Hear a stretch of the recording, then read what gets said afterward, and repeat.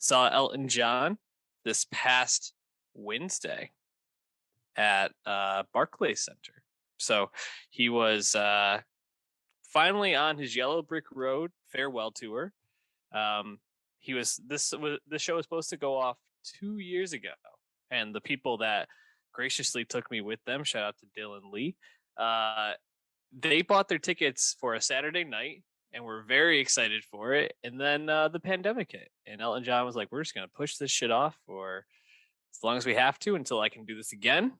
And so he's back. He's up there. He's in his 70s, and you can kind of tell. He doesn't move around the stage super well. Actually, the most he moves on the stage is his piano is able to like drive around the stage, which is pretty cool because he goes from one side to the other at points, Innovation. and it helps him get over to like where some of the costume change areas are. He didn't do many costume changes, only like two or three, but it was definitely cool. He got up a couple of times and would like tell the crowd to like pump up and like interact a little bit, but for the most part, I mean, he was just sitting behind the piano, and he didn't even play a couple of the songs that felt like sure things. I didn't hear Circle of Life or any of the Lion King soundtrack. He got to most of the Elton John like major hits, played like one or two deep cuts that people were like whatever. Told a really really cool story about his first single. I believe it's called "Through the Storm" that he released, and Aretha Franklin covered, and how he became friends with Aretha Franklin from there on out. And she played a fundraiser that he had 6 months before she passed away, and like was very sick and wasn't going to go on, then powered through and just gave this amazing performance. So that was a really cool moment. He had some awesome visuals, not only like pictures throughout his life, but just like some awesome like dance videos to some of the songs and stuff like that. So overall, just an amazing performance. He's been traveling with some of these musicians for 40, 50 years. So really you just hear how tight and professional they Yeah.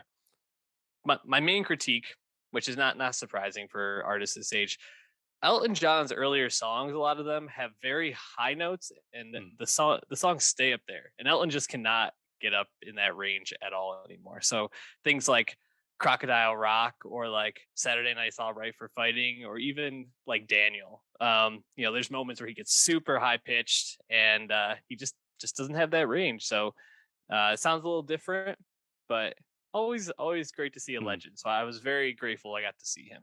Yeah. So this was at Barclays, not MSG? It was at Barclays. Oh, was that like a late pivot? Because I thought he had two MSG dates like back to back. So I believe he played there earlier, and then these ones were for Barclays Center. Let me look that up. Interesting. Yeah, I was looking on like the tour on Wikipedia, but so did he do both Rocket Man and the Dua song Cold Heart? Did he do both of those? Oh yeah. It's kind of weird, isn't it, to do both?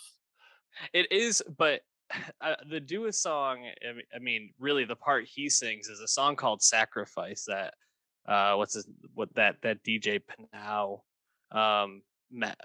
meshed together his vocals to Sacrifice with Dua singing the hook to Rocket Man. So I think for him it's a little different, but the people we were with were like, "Is Dua gonna come out? Is Dua gonna be here?" No shot. She's on her own tour. She was in DC that night with Caroline Polachek. Did Caroline open up for your show? Correct. Was she great? I did not see her. I got there as she ended. No, Dave. She's huge right now. She's great. She's like in that Charlie XCX mold. I know. Anointed. But yeah, people went crazy for that.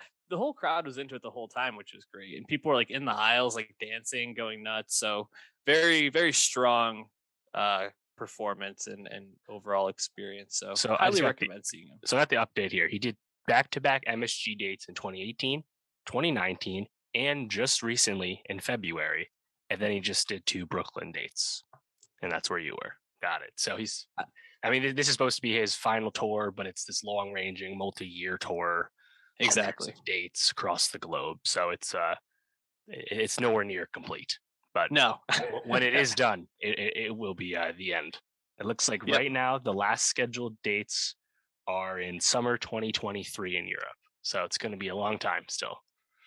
Gonna be a long, long time till touchdown brings me around again to find, as some may say. But yeah, go see the tour if you have the opportunity. I'm sure tickets are expensive. I was very fortunate to be able to go.